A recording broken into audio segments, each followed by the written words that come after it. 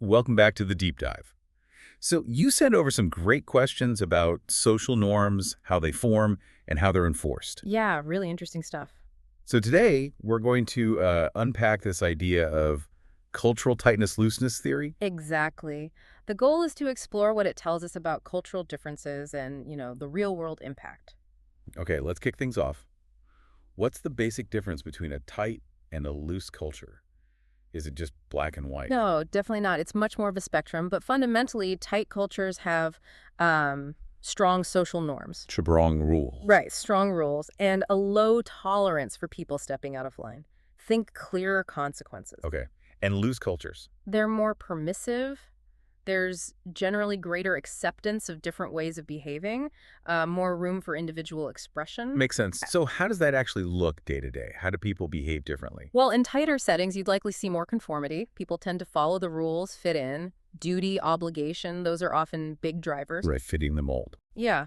Whereas in looser cultures, you tend to see more variety in behavior. People generally feel more comfortable doing their own thing. And there's more tolerance for deviation. Exactly. Right. Higher tolerance for people who don't necessarily conform to the mainstream.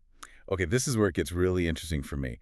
What makes a culture lean one way or the other? What are the drivers? The theory really points towards ecological and historical threats. Threats. Like what? Things like history of warfare, frequent natural disasters, disease outbreaks, even resource scarcity.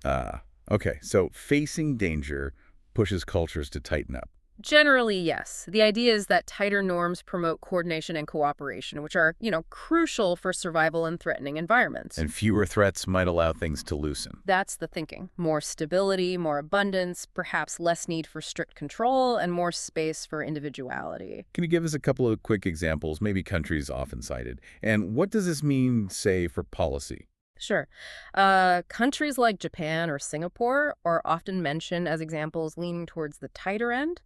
Lots of emphasis on order, social harmony. Okay. Then you might look at places like, say, the US or the Netherlands as often being seen as looser, with a stronger focus on individual freedoms Right. for policy implications. While tighter cultures might find it easier to implement collective action rules, maybe more acceptance. While looser ones might prioritize individual autonomy more. Potentially, yes. It could lead to different public responses to the same policies. What about creativity, innovation? Does cultural tightness affect that? That's a potential trade-off. It's sort of a balancing act. How so? Well, tight cultures, with their focus on order and discipline, might be really good at refining existing ideas, implementation, that sort of thing. Okay. But the pressure to conform could possibly stifle truly radical, out-of-the-box thinking. And looser cultures. They might generate more novel ideas because there's more acceptance of different viewpoints, but they could sometimes struggle with getting everyone on board for coordinated implementation. That feels incredibly relevant after the last few years. How might this theory apply to something like, say, a pandemic response? Yeah, it's a very relevant application. The theory would suggest that tighter cultures might see generally higher compliance with public health measures. Like mass mandates or lockdowns. Exactly. The social pressure, the strong norms around collective well-being would likely encourage adherence. Whereas looser cultures might see. More variation in response, perhaps, reflecting that greater emphasis on individual choice and maybe more public debate about restrictions. Got it. And does this only apply to whole countries, or can we see this tight-loose dynamic playing out on a smaller scale? Oh, absolutely. Think about organizations, companies, even classrooms. Really? Yeah, any group with shared norms can develop its own sort of microculture that leans tighter or looser in terms of rules, expectations, and tolerance for different behaviors. Okay, good point. Before we wrap up, are there any important things to keep in mind? Limitations to this theory?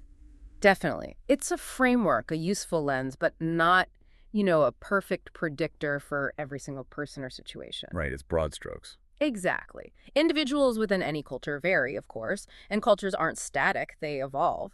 Plus, just labeling a whole diverse nation as simply tight or loose can miss a lot of internal variation and complexity. Good caveats.